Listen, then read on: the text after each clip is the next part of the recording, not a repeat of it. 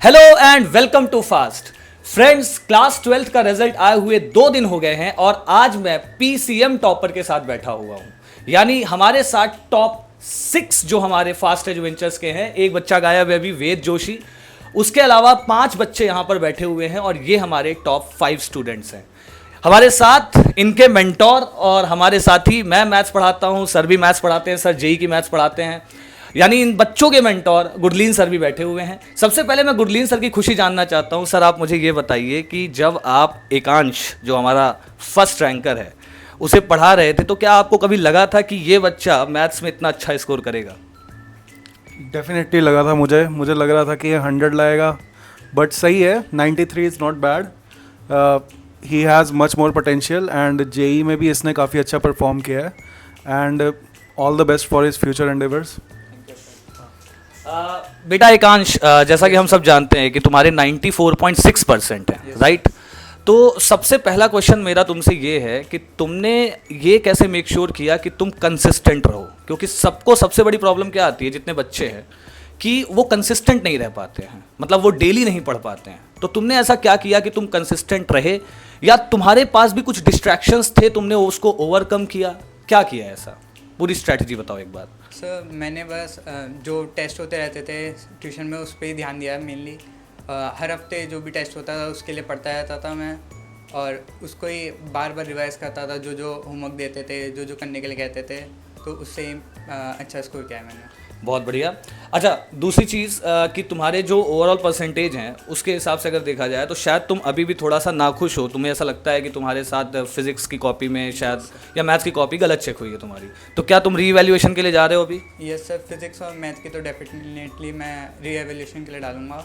Okay, ठीक है, ठीक है। सो अपना जो सेकंड टॉपर है वो है अवनी भरद्वाज। तो अवनी बेटा, एक बार अपना परसेंटेज बताओ। 94.2 94.2% अवनी का है। और इसने हालांकि ऐसा कुछ मतलब ओवरऑल अगर देखा जाए तो इसकी जो प्रिपरेशन लास्ट के मोमेंट में, लास्ट मंथ में थी, वो बहुत ही एक्सट्रीम थी। वो तो मुझे पता है क्योंकि मैं ही इसके डाउट्स लेता था, मैं ही से मैथ्स पढ़ाया है मैंने। बेटा एक चीज़ बताना, मतलब बड़ी सिंपल सी बात, तुम सोशल मीडिया से कैसे दूर रही?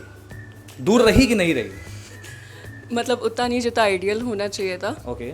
बट श्योरली क्योंकि लास्ट मोमेंट पे आते हुए प्रेशर बहुत ज़्यादा होता है एंड ऑल्सो गिल्ट की वजह से ज़्यादा, तो उसे लास्ट में रोक दिया। प्लस जो कुछ ऐप्स आती हैं स्क्रीन टाइम कम करने के लिए, वेबसाइट्स होती हैं, उनका बहुत यूज़ किया ताकि मैं अपनी प्रोडक्टिविटी बढ़ा सकूं। अपने जूनियर्स को क्या बताना चाहोगी? मतलब जैसे अब तुम ये खुद बोल रही हो कि तुम्हारे ऊपर खुद का कंट्रोल थोड़ा बहुत लास्ट मोमेंट पे आ गया तो तुमने अपने आप को रोक लिया, लेकिन वो जूनियर्स जो एडिक्टेड हैं, जो मतलब घंटों इस पर लगा रहे हैं, उनको तुम क्या बोलना चाहोगी? क्या इसका कोई फ़ायदा भी है या सिर्फ नुकसान ही नुकसान है? आई मीन सोशल मीडिया से तो सिर्फ नुकसान ही होगा उन्हें, तो उन्हें यही बोलना चाहूँगी कि अभी बस एक लास्ट स्ट्रेच में बहुत इंपॉर्टेंट है। पूरे साल कंसिस्टेंट रहना, तो मतलब बस 2-3 आवर्स अगर डेली के देंगे तो वो बोर्ड्स में अच्छा करेंगे, बट लास्ट में आके उन्हें 8-8 आवर्स देने पड़ेंगे। तो इसलिए उन्हें सोशल मीडिया पे तो कंट्रोल रखना ही पड़ेगा। चलो, तो आप सब जान पा रहे होंगे, जितने भी मतलब जूनियर्स हैं, मतलब अभी 10th में है या जिनका अभी 12th है, उन्हें ये समझना पड़ेगा कि आप कंसिस्टेंट नहीं रहेंगे तो शायद आप बोर्ड्स लेवल पे भी अच्छे परसेंटेज नहीं ला पाएंगे। ये सारे बच्चे जो बैठे हैं ये कॉम्पिटिटिव लेवल पे भी बहुत अच्छा कर रहे हैं। अभी मैं उसका भी एक वीडियो बनाऊंगा, सेपरेट वीडियो बनाऊंगा, जेई और सीयूटी वाला। हालांकि अभी जो स्थिति है उसमें ये है कि भाई इन बच्चों ने बोर्ड्स में अच्छा इसलिए किया है क्योंकि ये कंसिस्टेंट थे। चलिए नेक्स्ट टॉपर की तरफ चलता हूँ मैं, अनन्या। अनन्या बेटा, सबसे पहला क्वेश्चन, ठीक है? तुमने फास्ट को ज्वाइन किया, ठीक? तुम्हें सारे फैकल्टीज़ मिले फास्ट में, तुम कैसे मतलब रेट करना चाहोगी? मतलब फास्ट अलग क्यों है बाकी कोचिंग इंस्टीट्यूट से? आई थिंक यहाँ पे जितने लोग बैठे हैं मैं उनसे अलग इसलिए हूँ क्योंकि मैंने काफ़ी लास्ट में फास्ट ज्वाइन किया था and I totally dedicate my result to this centre. Kartikeya sir, Paritosh sir आपने भी बहुत हेल्प की थी। It is definitely different, specially जो कांस्टेंट मॉनिटरिंग होती है थ्रू DPRs। मतलब आई एम समवन जिससे इजीली डिस्ट्रैक्शन हो जाते हैं। मैं 1 मिनट तुम्हें रोकना चाहूँगा। इसने एक वर्ड यूज़ किया, DPR। DPR का फुल फॉर्म है डेली प्रोग्रेस रिपोर्ट ग्रुप, जिस ग्रुप पे हम बच्चे को पर्सनली उसके डाउट्स लेते हैं, साथ में उसकी प्रॉब्लम्स को भी सॉल्व करते हैं। चलो कंटिन्यू। मुझे इजीली डिस्ट्रैक्शंस हो जाते हैं, बट DPR पे हम लोग रोज़ अपडेट करते थे कि हमने आज क्या पढ़ा है। जब मैं अपडेट नहीं करती थी तो मुझे सब टीचर से डांट पड़ती थी, और क्योंकि मेरे पेरेंट्स भी उस ग्रुप पे हैं तो वो भी मुझे डांटते थे। तो थोड़ा थ्रू डांटने की वजह से और इन सब से डिस्ट्रैक्शंस कम हुए और मैं कंसिस्टेंट हो गई। वेरी गुड, बहुत बढ़िया। चलिए हम मिलिंद की तरफ चलते हैं। मिलिंद, Hello, बताइए sir. बेटा, पहले तो कैसे हैं आप? बढ़िया। मतलब ये एक ऐसा बच्चा है जिससे आप, मतलब अगर आपको वर्सेटैलिटी सीखना है ना, कि वर्सेटाइल रह करके आप पढ़ाई भी अच्छा कर लो, आप मतलब दोस्ती यारी भी बढ़िया से कर लो, उसके साथ साथ आप एक्स्ट्रा करिकुलर एक्टिविटीज़ भी कर लो। बहुत बढ़िया गिटार बजाता है लड़का, बहुत अच्छा गिटार बजाता है। Thank you sir. तो सबसे पहला क्वेश्चन बेटा मिलिंद तुमसे ये है मेरा, कि तुम ये सब कुछ मैनेज कैसे करते थे?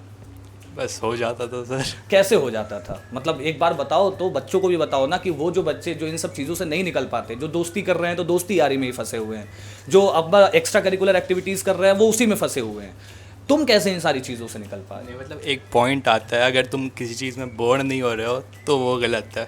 बोर होना चाहिए, पढ़ाई में भी बोर होना चाहिए, अगर कोई एक्स्ट्रा एक्टिविटी भी कर रहे हो उसमें भी बोर होना चाहिए। लाइक एक पॉइंट आता है, लाइक 2 घंटे कर लिया, उसके बाद अगर तुम बोर नहीं हो रहे हो तो कर बड़ा। अच्छा, मतलब ये भी बड़ा इंपॉर्टेंट पॉइंट है। इसका कहने का मतलब ये है कि किसी चीज़ की अति होती है, मतलब अति बहुत ख़राब चीज़ होती है। तो जैसे अगर तुम बजा ही रहे हो, गिटार बजा ही रहे हो, तो वो कब तक बजाना है ये पता होना चाहिए। हाँ। राइट, ठीक है, बहुत बढ़िया, बहुत बढ़िया। चलिए तो लास्ट हम जयेश से बात करेंगे। जयेश बेटा, सबसे पहले तो तुमको बिग कॉन्ग्रेचुलेशंस, ठीक Thank है। you.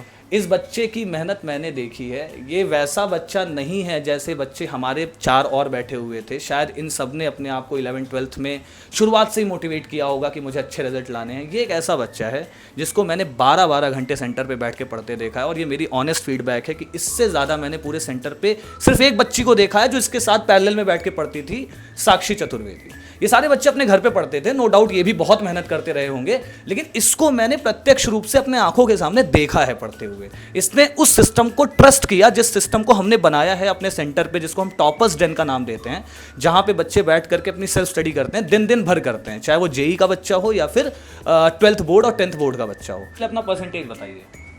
मैं 92.6 आया था। 92.6% पा करके जयेश हमारा जो है 5th टॉपर है। और मैं आपको जयेश की एक बहुत ही यूनिक बात बताना चाहता हूँ। जयेश उनमें से एक बच्चा है जो सेंटर पर यानी कोचिंग पे रह करके ही पढ़ना पसंद करता था। मतलब ये सुबह आ जाता था और फिर शाम को जाता था। मुझे आज भी याद है कि ये उस दौरान अपनी टिफ़िन लंच बॉक्स लेकर के साथ में आता था और वहीं पर बैठ करके सिर्फ पढ़ाई करता था। यानी हमारा एक जो पूरा इन्वायरमेंट है वहाँ का, हमने एक टॉपर्स डेन बना करके रखा हुआ है, जहाँ पे जेई के बच्चे, नीट के बच्चे और उसके साथ साथ बोर्ड्स के बच्चे बैठ करके पढ़ते हैं। मैं जयेश बेटा तुमसे सिर्फ एक प्रश्न पूछना चाहता हूँ कि तुम्हें ऐसा क्या वहाँ पर मोटिवेशन मिलता था जो तुम वहाँ पर बैठ करके पढ़ना ज़्यादा पसंद करते थे as compare to your home?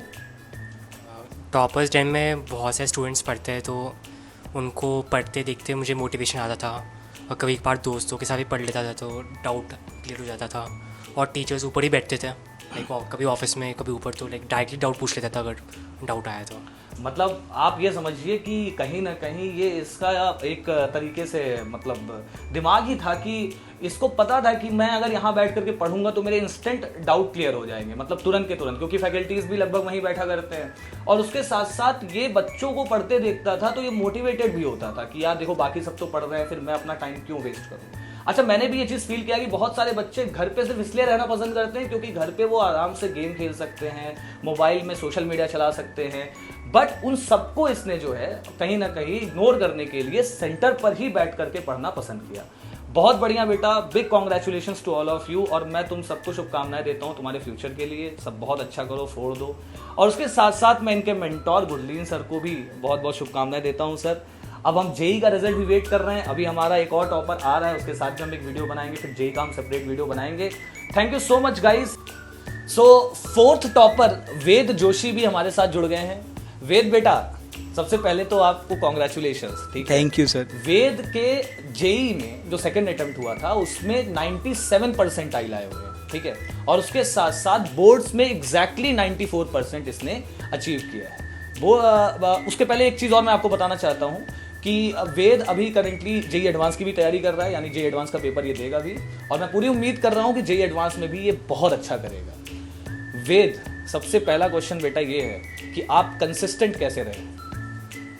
पूरे साल आप कैसे पढ़ाई करते थे? आपकी स्ट्रैटेजी क्या थी पूरे साल? आप एक बार शेयर करिए सभी बच्चों के साथ और जो भी देख रहे हैं हमें उनके साथ। मेरी मेन स्ट्रेटेजी तो यही थी कि जो टीचर कहते थे मैं बस वो करता जाता था।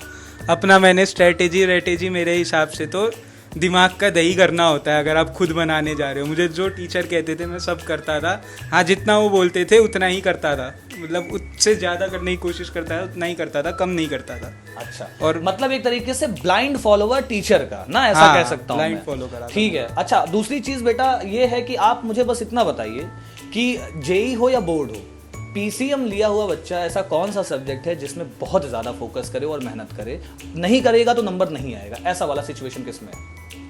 मैथ्स। मैथ्स। ओके, ठीक है। Maths मतलब में। आपको क्या लगता है, मतलब आपके लिए क्या मैथ्स मुश्किल सब्जेक्ट रहा पूरे 2 साल जो आपने 11th-12th पढ़ा?